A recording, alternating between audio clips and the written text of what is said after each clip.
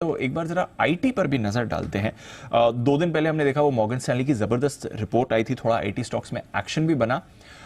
इसके बाद कल आए हैं आपके एक्सेंचर के नंबर्स और कुछ ज्यादा खास निकल कर नहीं आया। इनफैक्ट कल हमारा आईटी इंडेक्स ऑलरेडी गिर चुका था, I don't know in numbers के एंटिसिपेशन में या फिर बढ़ती अमेरिकी बॉन्ड यील्ड की वजह से, बट एसेंशियली कुछ खास नहीं निकल कर आया। गाइडेंस सुस्त है, Q1 से Q2 में कुछ ज्यादा बदलाव नहीं हुआ है, कुछ सेक्टर्स और डील विंस पर भी सवाल उठ रहे हैं। कैसे समझना है इसे आईटी सेक्टर के लिए? दीप खराब तो है, इसमें कोई डाउट ही नहीं कि आईटी सेक्टर के लिए कहीं कोई अच्छी खबर आती नहीं दिख रही। और इनकी डील विन जो है, जो बड़ी डील्स जो करते हैं, वो बड़ी डील की बुकिंग 9% घटी है तिमाही। तो ये एक्सचेंजर सबसे बड़ी चीज क्या है दीप कि एक्सचेंजर के गाइडेंस पर भारतीय आईटी कंपनियां थोड़ा रिएक्शन देती है, ये बड़ी चीज है। तो आई थिंक आईटी कंपनी में प्रॉब्लम क्या है, आईटी कंपनी में आपको खरीदारी करने के लिए कोई ट्रिगर नहीं मिल रहा, ठीक है। और एक चीज साफ है, 2 कदम चलते 4 कदम पीछे आ जाते हैं। इसलिए हम लगातार कह रहे थे कि आईटी कंपनी में मतलब बहुत ज्यादा जोर से एक तो कैसे जैसे फार्मा है, फार्मा का हाल भी आईटी जैसा ही था, लेकिन फार्मा ने क्लियर कट स्ट्रेंथ के साथ ब्रेकआउट दे दिया, करेक्ट।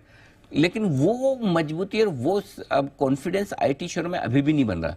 और अब नेचुरली कल काफी घट चुके हैं अच्छे खासे, लेकिन आज भी और घटेंगे। अगर आज मार्केट को घटना है तो लीडरशिप आईटी से ही आएगी। अब आप कह सकते हैं क्या कल आईटी इसी वजह से घटा, मुझे पता नहीं।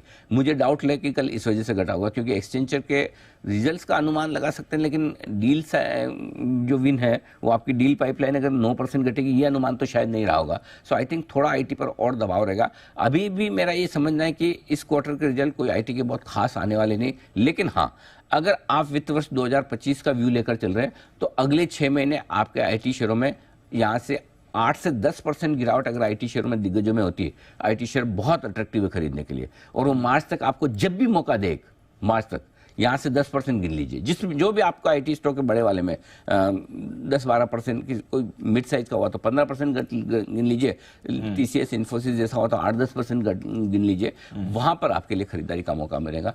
तो आईटी आज दबाव में रहना चाहिए, आईटी दबाव में रहना चाहिए। मॉर्गन स्टैनली की रिपोर्ट मतलब एक दिन में ही कचरा हो गई। परसों मॉर्गन ने तगड़ी रिपोर्ट दी थी, कल ही आईटी गिर गए वापस। परसों तो थोड़े मजबूत हुए थे और आज वापस फिर से। और इनफैक्ट हो ये गया कि अब खाली एक ही आईटी के लिए रिलीफ वाली बात ये कि आज नई सीरीज की शुरुआत है। शॉर्ट्स थोड़े मतलब थोड़े लॉन्ग पोजीशन कम होने का खतरा थोड़ा सा कम है। लॉन्ग सारे काफी कुछ स्टॉप लॉसेस ट्रिगर हो चुके हैं, बस उतनी रिलीफ है। जी ठीक है सर।